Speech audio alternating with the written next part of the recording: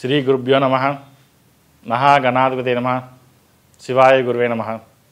శ్రీ కామేశ్వరి దేవే నమః. ఏటా మాఘమాసం శుక్లపక్ష సప్తమి రోజున రథసప్తమిని జరుపుకుంటాం. రథసప్తమి రోజున తలపై జిల్లేడు ఆకులు, రేగిపళ్ళు పెట్టుకుని స్నానం చేయాలంటారు. అది ఎందుకో తెలుసుకుందాం. ఆరోగ్యాన్నిచ్చే సూర్యుడు ఆరాధన ఈరోజు రెట్టింపు ఫలితాలను ఇస్తుంది. రథసప్తమి నాడు ఏమి చేస్తే సూర్యభగవాను అనుగ్రహం లభిస్తుందో చూద్దాం. ఈ భూమిపై జీవరాశులు సుభిక్షంగా ఉన్నాయంటే అందుకు కారణం సూర్యభగవానుడు. అందుకే భానుని ప్రత్యక్ష దైవం అంటారు. సూర్యారాధనకు అత్యుత్తమ రోజు మాఘమాసం శుక్లపక్షంలో వచ్చే సప్తమి. ఆ రోజు కాలకృత్యాలు తీర్చుకుని స్నానం ఆచరించి నిత్యం సూర్యోదయం అయ్యే సమయానికి ఆయురారోగ్యాలు ప్రసాదించాలని నమస్కరించే వారెందరో ఉన్నారు.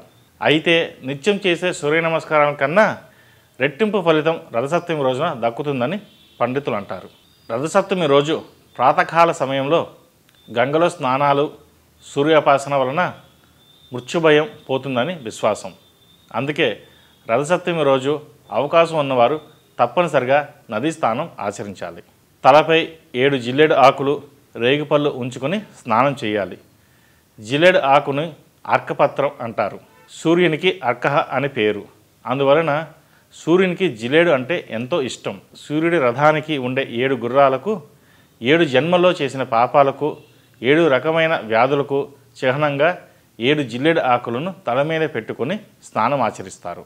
నదుల దగ్గర స్నానం ఆచరించేవారు నెయ్యి లేదా నూనెతో దీపాన్ని వెలిగించి నీటిలో వదిలితే మంచిది. రథసప్తమి రోజున ఆవు నేతితో దీపారాధన చేయడం వలన ఆ ఇంట్లో అష్టైశ్వర్యాలు, ఆయురారోగ్యాలు కలుగుతాయని పండితులు చెబుతారు.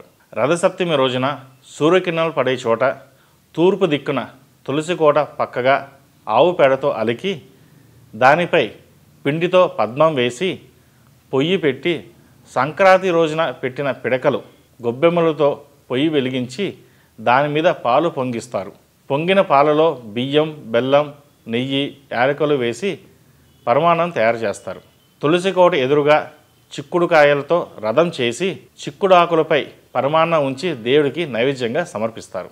రథసప్తమి రోజున సూర్యుడిని ఎరుపు రంగు పూలతో పూజిస్తే మంచిది. రథసప్తమి రోజు బంగారం, వెండి లేదా రాగి ఎవరి స్తోమతను బట్టి వారు సూర్యుడికి చిన్న రథం చేయించి అందులో ఎర్ర రంగు సూర్యుని విగ్రహాన్ని ప్రతిష్ఠించి పూజించి ఆ రథాన్ని పండితులకు దానం ఇస్తే మంచిదంటారు. రథసప్తమి రోజున ఉపవాసం ఉండి దైవారాధనలోనే కాలం గడిపితే ప్రత్యక్ష దైవమైన సూర్యభగవాన్ని అనుగ్రహం పొందుతారని విశ్వాసం.